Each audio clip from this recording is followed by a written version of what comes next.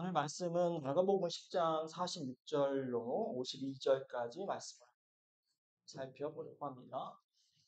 제가 천천히 읽겠습니다. 여러분들 눈으로 말씀을 천천히 따라오시길 바랍니다. 그들은 여리고로 갔다. 예수께서 제자들과 큰 무리와 함께 여리고를 떠나실 때에 디모데의 아들 바디메오라는 눈먼 거지가 길가에 앉아있다. 나사렛 사람 예수가 지나가신다는 말을 듣고 다윗의 자손 예수님, 나를 불쌍히 여겨 주십시오 하고 외치며 말하기 시작하였다. 그래서 많은 사람이 조용히 하라고 그를 꾸짖었으나 그는 더욱더 큰 소리로 외쳤다. 다윗의 자손님, 나를 불쌍히 여겨 주십시오. 예수께서 걸음을 멈추시고 그를 불러오라고 말씀하셨다. 그리하여 그들은 그 눈먼 사람을 불러서 그에게 말하였다. 용기를 내어 일어나시오. 예수께서 당신을 부르시오. 그는 자기의 겉옷을 벗어 던지고 벌떡 일어나서 예수께로 왔다. 예수께서 그에게 말씀하셨다. 내가 너에게 무엇을 하여 주기를 바라느냐. 그 눈먼 사람이 예수께 말하였다. 선생님, 내가 다시 볼 수 있게 하여 주십시오. 예수께서 그에게 말씀하셨다. 가거라. 내 믿음이 너를 구원하였다. 그러자 그 눈먼 사람은 곧 다시 보게 되었다. 그리고 그는 예수가 가시는 길을 따라 나섰다. 이 말씀 참 우리에게도 친숙한 말씀입니다. 혹시 기억하실런지 모르겠지만 제가 몇 달 전에 이 본문을 가지고 설교도 한 적이 있습니다. 기대하기는 여러분들이 잘 기억을 못 해주셨으면 합니다. 혹시 또 기억하신다 할지라도 그때 받은 은혜를 한번 되새기면서 다시 한번 들어보시기를 바랍니다. 근데 그때는 설교였고요. 이번에는 좀 성경 공부였기 때문에 약간 좀 결은 다릅니다. 설교자에게 가장 쉽지 않은 설교나 내용이 뭐냐면은 우리에게 친숙한 거, 너무 잘 알고 있는 거, 그거는 참 설교하기가 힘듭니다. 제목만 들어도 아유 목사님이 이런 설교하시겠지 이런 생각을 하기 때문에 저도 묵상을 많이 하고 고민을 많이 하고 책도 많이 보게 됩니다. 어쨌든지 간에요. 예수님과 제자들이 46절을 보니까요. 여리고에 도착하셨습니다. 이들의 최종 목적지는 어딜까요? 예루살렘입니다.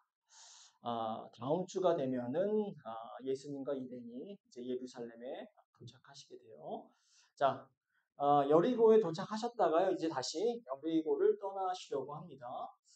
그때에 눈이 보이지 않아서 구걸로 생을 연명하는 한 남자를 만나게 되죠.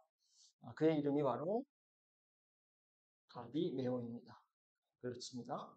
자, 그가 예수님께서 지나가신다는 말을 듣고 다윗의 자손 예수님, 나를 불쌍히 여겨 주십시오라고 외치기 시작합니다. 아마 지금 제가 잔잔히 읽었지만 제가 읽은 것보다 한 100배는 더 크게 외쳤을 겁니다. 아무튼요, 예수님께서 지금까지 많은 사람들의 질병을 고쳐주셨고 귀신을 쫓아내셨습니다. 그리고 많은 이적을 행하셨죠. 그런데 그 치유의 이야기들과 오늘 이야기 차이점들이 여러 가지 있습니다. 그 중에 도드라지는 차이점이 뭐냐면요. 바로 오늘 본 것처럼 이 이름이 있다라고 하는 거예요. 이름. 예수님께서 치유하신 사람의 이름이 등장하는 처음이자 마지막 장면이 오늘 이 바디메오 이 장면입니다.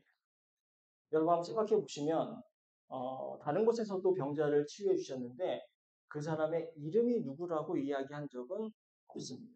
그렇죠? 그런데 여기에서 유일하게 등장을 합니다. 자, 이 얘기는 뭐냐면 오늘 이 이야기가 단순히 예수님께서 병자를 치유하는 이야기가 아니라 그보다도 더 중요하고 심오한 의미가 있을 거라고 하는 것을 우리에게 암시하고 있는 거죠. 그 이야기는 또 나중에 또 이야기를 해보도록 하겠습니다. 아마 제가 뒤로 가면 갈수록 여러분들이 왜 이 사람이 바디메오라고 하는 이름을 가지고 있고 그 이름이 이 마가복음에 등장하게 됐는가를 이해하게 되실 겁니다. 자, 이 거지 바디메오는요, 예수님 뭐라고 부르고 있습니까? 다윗의 자손이라고 부르고 있습니다. 여러분 한번 생각해 보시면 지금까지 우리가 마가복음 1장부터 10장까지 진행하면서 살펴보았는데 이 다윗의 자손이라고 하는 표현이 나온 적이 있을까요? 없을까요? 없으니까 제가 여쭤보는 거겠죠? 눈치가 좀 빨라야 됩니다. 없습니다. 오늘 다윗의 자손이라고 하는 이 호칭이 처음 등장하는 곳이 바로 이곳입니다. 랍비, 선생님, 메시아 이런 호칭은 등장했지만 다윗의 자손이라고 하는 호칭은 처음 등장합니다. 이 예수님에 대한 아주 중요한 호칭인데요. 이 호칭이 누구의 입으로부터 나왔습니까? 제자들로부터 나왔습니까? 그렇지 않죠. 이 눈이 보이지 않는 거지 바디메오의 입에서 처음 나온 겁니다. 이런 점에서 바디메오는요, 예수님이 누구신가 하는 것을 정확하게 이해하고 있었습니다. 다윗이 누구인가요? 이스라엘 역사상 가장 위대한 왕으로 여겨졌던 사람이 바로 다윗입니다. 그리고 나서요, 다윗의 통치가 끝나고 이스라엘 백성들은 여러 외세의 지배를 받게 됩니다.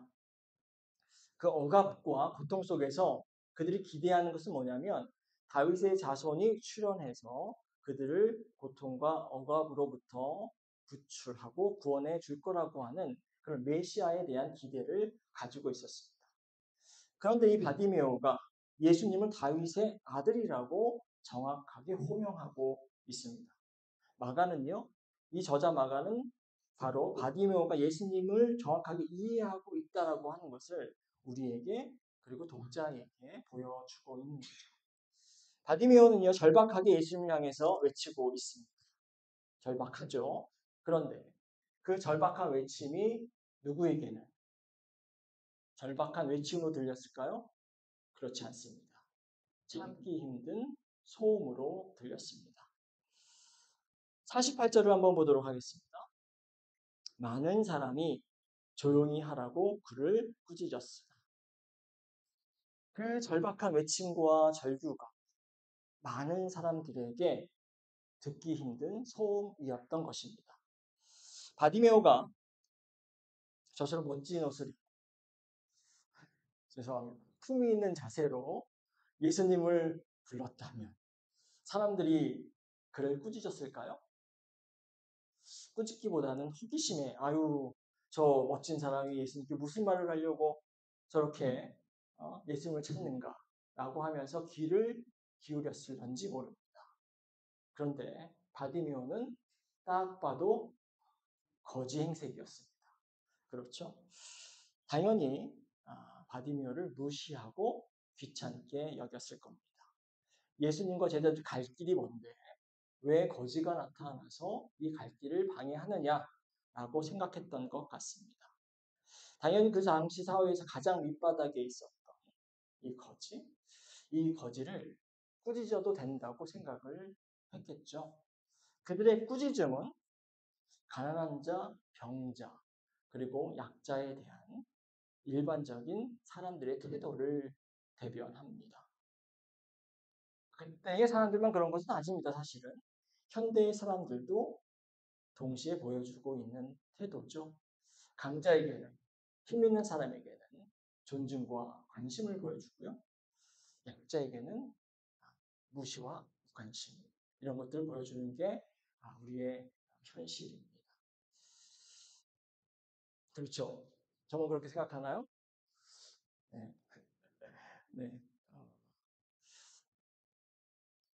제가 생각이 나는 스토리가 있는데 오늘 할 얘기가 많아서 생략하도록 하겠습니다. 자, 사람들이 그의 외침을 소음으로 여기고 그를 꾸짖죠. 바디메오는 장벽을 만난 겁니다.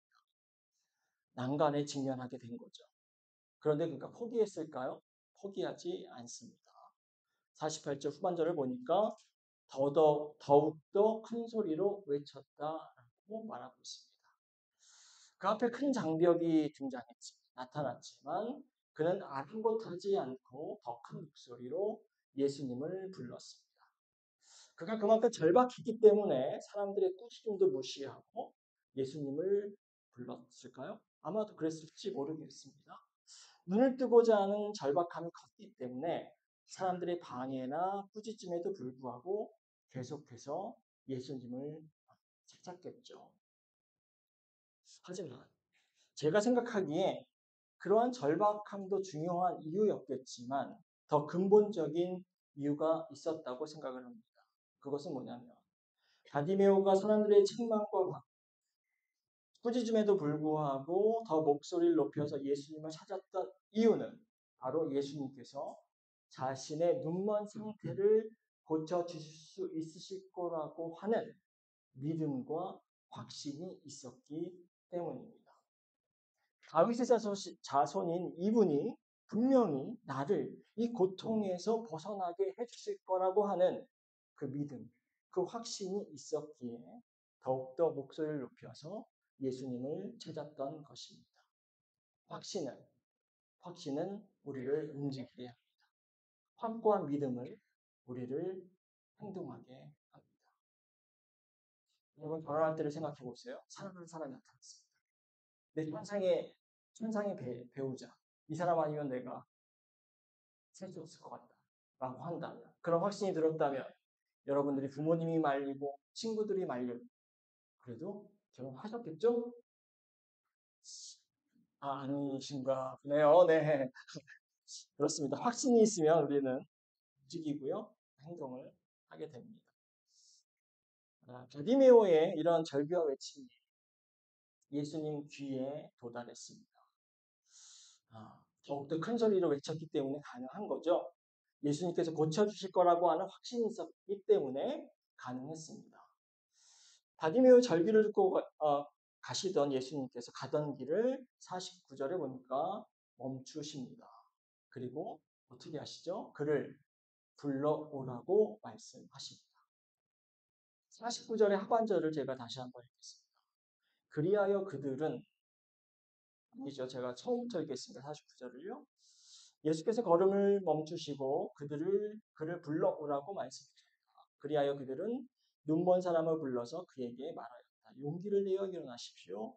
예수께서 당신을 부르시오. 어떻게 보면 특별할 것이 없는 내용처럼 보입니다. 예수님께서 외침을 듣고 멈추셨고요. 사람들에게 이 눈먼 사람을 불러오라고 말씀하시는 장면입니다.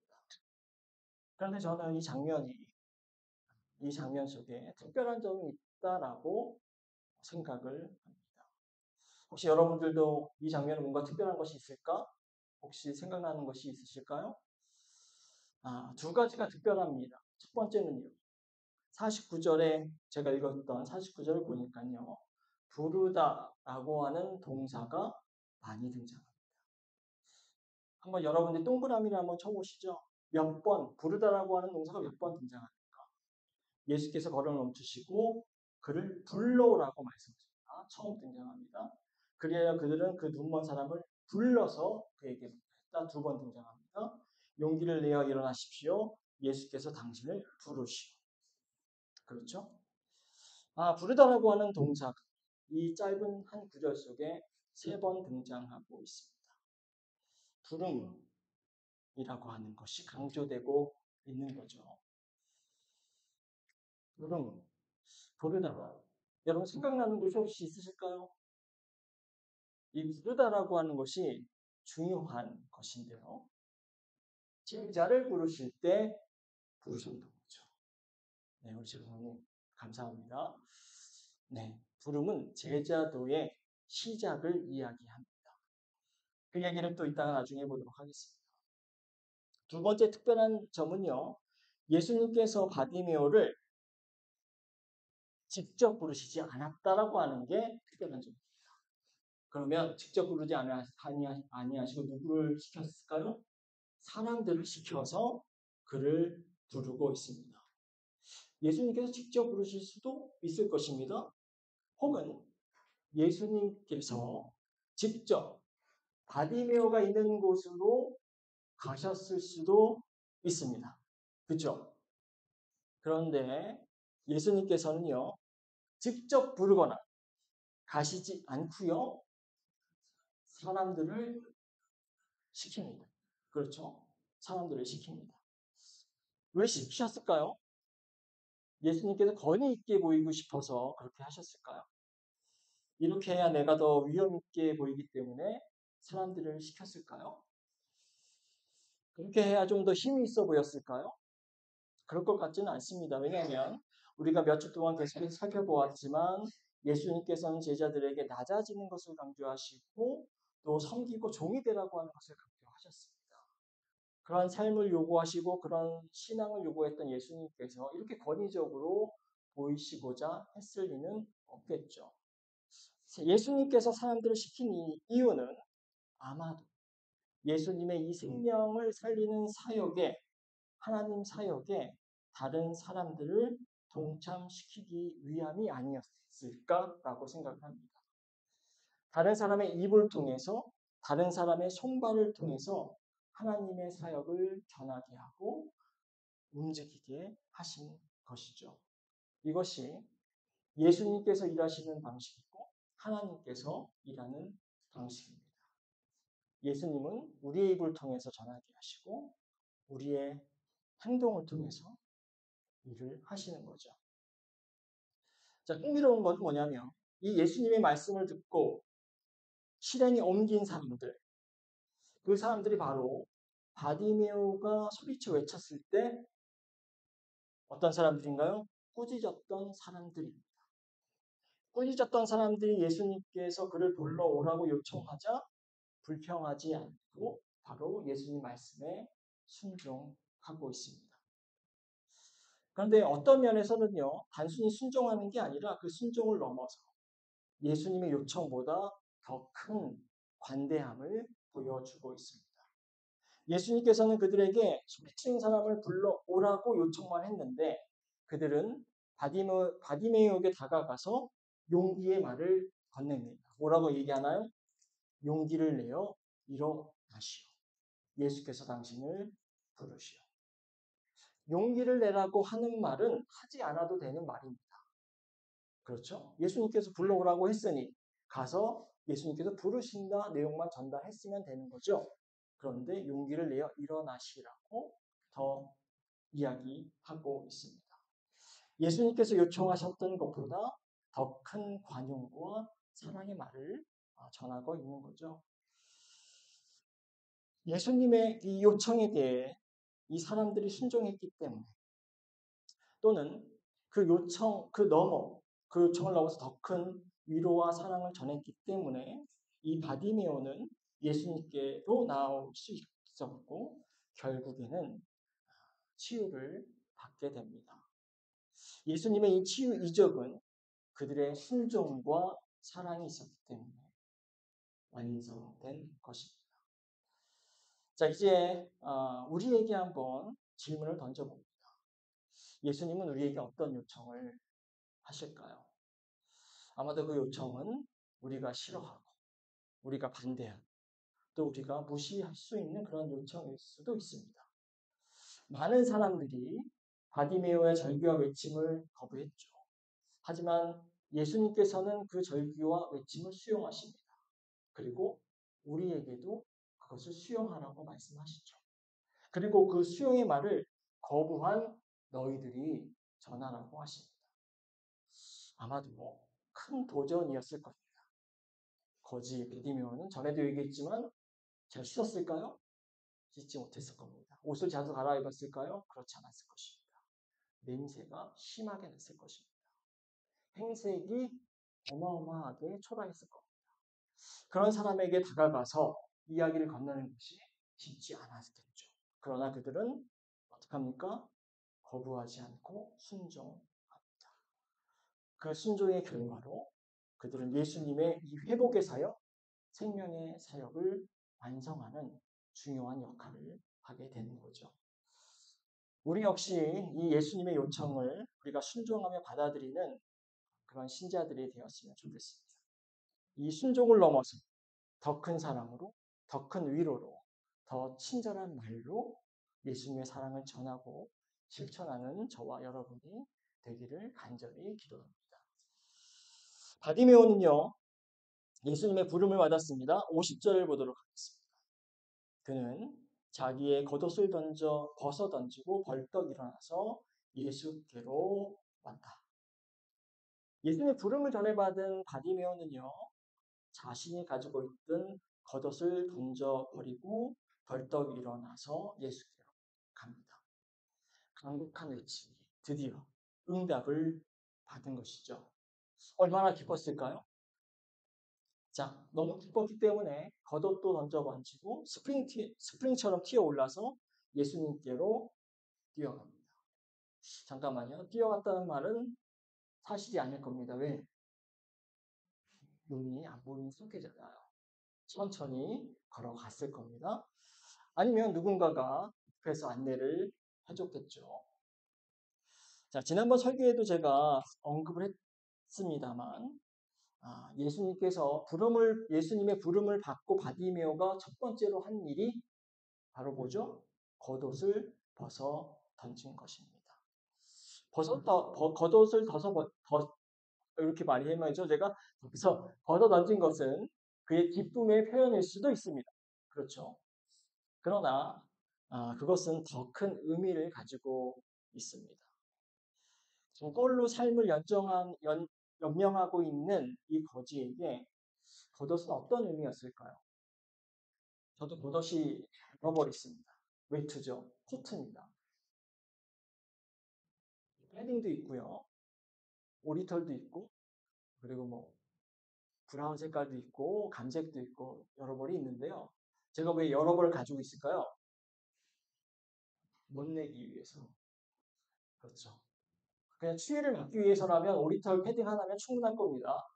그런데 여러 가지 그 외투를 가지고 있는 것은 제가 멋부리기 위해서 이런 양복을 입으면 제가 회색 코트를 입어야지 막 이러면서 생각을 하면서 코트를 여러 벌 구매를 했습니다만 아유 목사님 돈이 어디서 있으셔서 그렇게 싼 걸로 저는 주로 구입을 합니다. 정가를 주고 산 적은 한 번도 없습니다. 어쨌든지 바디메오에게 겉옷이 제가 가지고 있는 겉옷과 같은 의미였을까? 못 내기 위해서? 전혀 그렇지 않죠. 네. 아마도 바디메오에게 우리가 당신에게 있어서 가장 중요한 것이 뭡니까? 당신이 가지고 있는 것 중에서 가장 중요한 것이 뭡니까? 물어본다면 그는 뭐라고 얘기했을까요? 아마도 겉옷이라고 이야기를 했을 겁니다. 왜요? 겉옷이 왜 그에게 가장 중요한 것일까요? 추위를 막기 위해서 실용적인 이유가 있습니다. 그렇죠. 밤에도 추울 것이고 또 가을이나 겨울 되면 그 추위가 더해지겠죠. 추위를 막지 못하면 어떻게 됩니까? 죽게 됩니다. 또 한 가지 이유가 있습니다. 그것은 뭐냐면 거지잖아요. 겉옷을 펼칩니다. 바닥에 펼치거나 혹은 무릎에 포개 나서 그 겉옷을 통해서 돈을 받는 것. 겉옷이 없다면 그가 살아날 수 있을까요? 살아날 수 없습니다. 겉옷이 없다면 수입이 없는 것이고 또 추위를 막을 수가 없습니다. 겉옷이라고 하는 것은 그에게 있어서 생명이나 다름없습니다. 겉옷은 그에게 있어서 가장 중요한 소유물이고 그에게 있어서 모든 것이라고 얘기할 수 있는 겁니다. 그런데 그가 겉옷을 던져버렸습니다. 그 얘기는 뭐냐면 그에게 있어서 가장 소중한 것을 던져버린 것이고 그에게 있어서 가장 유일한 생계 수단을 던져버린 겁니다. 그의 생명을 지탱해주는 물건을 던져버린 거죠. 쉬운 결단일까요? 대단한 결단입니다. 어려운 결단입니다. 우리에게는 그까지 냄새나는 더러운 겉옷이 뭐가 중요할까 여기겠지만 그에게 있어서는 그 겉옷은 생명과도 다름없었습니다. 이제 이 말씀은 또 우리로 향해서 이야기를 합니다. 예수님께서 우리를 부르시고 말씀하시죠. 너는 너의 겉옷을 버릴 수 있느냐? 너의 겉옷을 버릴 수 있느냐? 너에게 가장 소중한 것? 너에게 가장 가치 있는 것을 버리고 나를 따를 수 있느냐? 라고 우리에게 묻는 것이죠. 한번 생각해 보시기 바랍니다. 여러분에게 있어서 가장 소중한, 중요한, 생명 같은 겉옷은 무엇일까요? 아마도 그 겉옷을 걸치고 있으면 벌떡 일어나기 힘들 겁니다. 그 겉옷의 무게가 너무 무겁기 때문이죠. 자, 우리가 지난번에 부자 청년 혹은 부자 귀족에 대한 이야기를 한번 살펴봤습니다. 기억이 나시겠지만 부자는요, 그 부자 귀족은요, 아주 직급이 높은, 지위가 높은 귀족 혹은 지배계층이라고 말씀드렸고요. 그런데 그는 아주 계명도 잘 따르고 율법도 잘 따른 아주 성실한 신앙인이었습니다. 그런데 그에게도 겉옷이 있었습니다. 그렇죠. 그 겉옷은 무엇일까요? 그가 가지고 있는 소유였습니다. 돈이었습니다. 예수님께서 그 소유를 다 팔아 가난한 자에게 나눠주라고 얘기했을 때 그가 그것을 벗어 던지고 예수님을 따라갔을까요? 그렇지 않습니다. 근심하며 떠나갑니다. 그에게 겉옷은 바로 돈이었습니다. 그만큼 우리의 겉옷을 벗어 던지기는 어렵습니다. 하지만 그 겉옷이 무엇이든지 간에 저와 여러분이 그것을 던져버리고 벌떡 일어나서 예수님 향해 나아가는 저와 여러분이 되기를 간절히 소망합니다.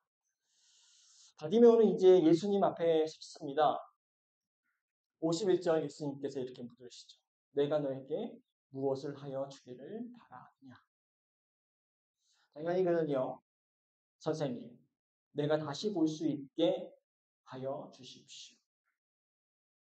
다시라고 하는 표현이 있습니다. 그렇죠? 다시 볼 수 있게 해주십시오. 이 다시라고 하는 단어를 통해서 우리가 유추해 볼 수 있는 건 뭘까요? 그가 아마도 태어날 때부터 보이지 않던 사람이 아니었던 것 같습니다. 전에는 보았던 사람들이 볼 수 있었던 사람인데 어떤 이유로 그게 병이든 어떤 사고든지 간에 어떤 이유로 다시 보지 못하게 되었습니다. 기억하실는지 모르겠지만 그 당시에는 가난한 사회였고 가난한 사회라고 하는 것은 굶주린 사회라고 하는 것은 제대로 먹지 못하는 사회였다라고 하는 거고요. 먹지 못하면 여러 가지 신체적 질환들이 생겨납니다. 그 중에 하나가 눈이 잘 보이지 않는 거예요. 이거는 성서학자뿐만 아니라 고대 로마사를 연구하는 사람들이 밝혀낸 중요한 학문적인 연구 결과 중에 하나입니다.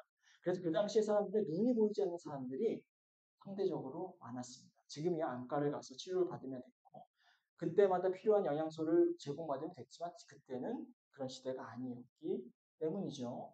자, 차라리 태어날 때부터 보지 못해서 아무것도 모른다고 한다면, 본 적이 없다라고 한다면 간절함이 이만큼 있지 않았을 겁니다.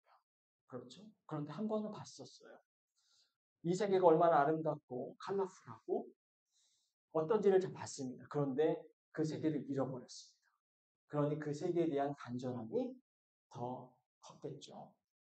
당연히 그는요, 다시 볼 수 있게 해달라는 것을 예수님께 요청을 했습니다. 첫 번째는 예수님께서 내가 너에게 무엇을 하여 주기를 바라느냐 라고 물었을 때 돈을 달랬을 텐데 명예를 달랬을 텐데 지위를 달라고 했을 텐데 교수직을 달라고 했을 텐데 이 사람은 바디메오는 그렇지 않고 눈을 뜨게 다시 보게 해달라고 요청을 합니다. 그 요청이 그의 욕망으로부터 비롯된 것인가요? 그렇지 않죠. 죽음의 그늘에서 절망의 그늘에서 단지 벗어나게 해달라고 하는 요청입니다. 그리고 당연히 예수님은 그 요청을 들어주시죠. 자, 이 요청을 생각해 보니까 예수님께 요청했던 사람들이 또 생각이 납니다. 불과 지난주에 했던 말씀인데 생각이 잘 안 나시죠? 예수님의 권력 넘버 원, 권력 넘버 투가 되게 해달라는 사람들이 있었습니다. 세베대의 아들 야고보와 요한이 그렇습니다. 자, 그들은요, 어떤 부탁을 했습니까? 욕망이 가득한 그런 부탁을 했습니다. 하지만 바디메오는 이 절박함으로부터 나온 부탁을 하죠. 그리고 아픔을 외면하시지 아니하시는 예수님께서 그 부탁을 들어주십니다. 52절 마지막 절을 보겠습니다. 가거라. 내 믿음이 너를 구원하였다. 그러자 그 눈먼 사람은 다시 보게 되죠. 그의 눈은 치유됩니다. 다시 보게 됩니다. 바디메오가 예수님께서 회복시켜 주실 수 있다라고 하는 그런 확신이 있었기 때문에 예수님을 철저히 믿고 신뢰를 했습니다. 그리고 회복되었죠. 그에게 있어서 구원은 무엇인가요?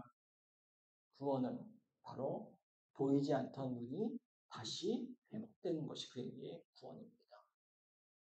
우리가 구원이라고 하는 것을 영적인 차원으로만 이해하는 경향이 있습니다. 그것도 맞죠. 그것도 중요합니다만 구원의 영역이라고 하는 것은 다층적이고 중층적이고 넓습니다. 우리가 구원의 영역을 영적인 영역에만 가둬놓지 않고 그런 구원도 있지만 예수님께서 이렇게 상한 심령을 치유할 뿐만 아니라 상한 육체를 치유하는 이러한 것도 바로 구원이라고 하는 사실을 우리가 알 필요가 있습니다. 또는 이 구원이라고 하는 게 절망에 빠진 사람을 구원하는 것이 또 구원일 수 있습니다. 우리가 신앙하고 있는 이 지구를, 이 절망 상태에 있는 지구를 살려내는 것도 구원입니다. 우리가 재정적으로 힘든 사람을 재정으로부터 도와주는 것도 구원입니다. 아파하고 마음이 아픈 사람에게 기도해 주는 것도 구원. 여러 가지 구원의 차원들이 있다라고 하는 것을 우리 이 말씀을 통해서도 알 수 있습니다. 예수님께서 가라고 말씀하셨습니다. 그런데 이 바디메오가 갔습니까? 가지 않습니다. 예수님을 떠나가지 않습니다. 대신 52절 끝에 보니까 예수가 가시는 길을 따라 나섰다. 이렇게 얘기하고 있습니다. 바디메오는 예수님을 따르고 있습니다. 언제도 제가 말씀드렸다시피 제자도의 핵심은 따름입니다. 따라가는 것입니다. 따라가는 것. 그래서 따라간다라고 하는 말은 그냥 우리가 누구를 따라간다라고 하는 그냥 일상적인 언어가 아니라 마가복음에서 따라간다라고 하는 말은 전문적인 용어입니다. 제자도를 보여주는 전문적인 용어가 바로 따르다라고 하는 겁니다. 제자도 아까 처음에 제자도의 시작은 뭐라고 말씀드렸죠? 부름입니다. 부름이고 마지막은 따름입니다. 부름과 따름. 그런데 그 중간에 뭐가 있습니까? 포기가 있습니다. 포기가 있습니다. 자, 우리가 세베대의 아들 요한과 야고보를 예수님께서 제자로 부르셨을 때 그들이 가지고 있는 모든 것을 가지고 예수님 따랐을까요? 그렇지 않습니다. 모든 것을 버려두고 심지어 가족조차 버려두고 예수님을 따랐죠. 바디메오 뭘 버렸을까요? 겉옷을 버렸습니다. 그의 소유를 버렸습니다. 생명을 버렸습니다. 자, 오늘 말씀 가운데 도식이 있어요. 그렇죠? 부름이 있습니다. 포기가 있습니다. 따름이 있습니다. 자, 이 바디메오의 이야기는요, 단순히 예수님의 치유 이야기가 아닙니다. 그 이야기에는 제자됨에 대한, 따름에 대한, 제자도에 대한 이야기인 거죠. 바디메오는요, 예수님이 누구신지를 정확하게 알았습니다. 그리고 그분이 자기를 치유할 수 있다라고 하는 믿음과 확신이 있었습니다. 그렇기 때문에 난관도 있었고 방해도 있었지만 그는 멈추지 않았습니다. 마침내 예수님께서 그를 부르시자 그는 자기의 생명과 같은 겉옷을 버립니다. 이것은 소유를 버리지 못했던 이 부자, 통치자, 지배자에 대한 이야기와 대비됩니다. 자, 예수님께 물으시죠. 내가 너에게 무엇하여 주기를 원하느냐. 그는 예수님께 가장 필요한 요구를 합니다. 가장 본질적인 요구를 합니다. 다시 보게 해달라는 요구죠. 권력과 명예와 지위를 요청했던 그 전에 제자들과 대비됩니다. 그리고 예수님을 따릅니다. 자, 이 정도면 바디메오라고 하는 이름이 오늘 본문에 등장할 만한 자격을 가지고 있을까요? 저는 가지고 있다고 생각을 합니다. 바디메오는 그 이름이 등장하고 불려도 될 만큼 신앙의 모범이고 제자도의 모범으로 기록되어 있기 때문입니다. 제 첫 번째 말씀 46절로 돌아가 보도록 하겠습니다. 오늘 말씀의 시작에서 이 눈먼 거지는 어디에 있습니까? 길가에 있습니다. 서 있습니까? 앉아 있습니까? 앉아 있습니다. 이제 이야기의 끝으로 가보겠습니다. 이 거지는 눈을 떴습니까? 안 떴습니까? 눈을 떴습니다. 처음에는 눈먼 거지였으나 이제는 눈을 떴습니다. 길가에 있습니까? 길 위에 있습니다. 영어로는 on the way에 있는 거예요. 자, 그리고 앉아 있습니까? 아니죠. 예수님을 따르고 있습니다. 변화를 주목하시기 바랍니다. 눈먼 상태에서 눈뜬 상태로, 길가에서 길 위, 그리고 앉음에서 따름으로의 변화가 오늘 말씀 속에 등장하고 있습니다. 이것은 또 우리에게 귀한 메시지를 줍니다. 믿음은 필연적으로 변화를 가져온다라고 하는 겁니다. 눈먼 상태에서 눈뜬 상태로의 변화, 어둠의 세계에서 빛의 세계로의 변화가 있어야 합니다. 신앙의 길을 우리가 피해서 그 주변에 있는 것에, 그 길가에 있는 상태에서 길 위로 올라가는 그 변화가 우리에게도 있어야 합니다. 무엇보다도 앉아 있는 상태에서, 머물러 있는 상태에서, 움직이는 상태로, 행동하는 상태로, 따르는 상태로의 변화가 우리에게 있어야 합니다. 이러한 바디메오가 경험했던 이 변화가 트랜스포메이션입니다. 그냥 체인지가 아니라 이 본질적인 이 변화와 이 변화의 신앙과 삶이 저와 여러분에게도 함께 하기를 간절히 기도하고 축원합니다. 자, 기도하겠습니다. 하나님, 오늘 바디메오의 이야기를 통해서 우리의 신앙을 돌아보게 하심을 감사를 드립니다. 저희도 눈을 뜨게 원합니다. 저희도 우리 상한 마음과 또 영혼이 치유되기를 원합니다. 저희도 우리 예수님을 따르기를 간절히 원합니다. 저희도 길 위에 서기를 원합니다. 우리 영혼이 눈을 뜨고 우리의 삶이 예수님을 따르는 신앙을 저희에게 허락하여 주시옵소서. 우리가 욕심을 따르지 않고 명예를 따르지 않고 오로지 예수 그리스도를 따르는 신앙의 모범이 되는 신자들 될 수 있도록 인도하여 주시옵소서. 모든 말씀 예수님의 이름으로 간절히 기도합니다.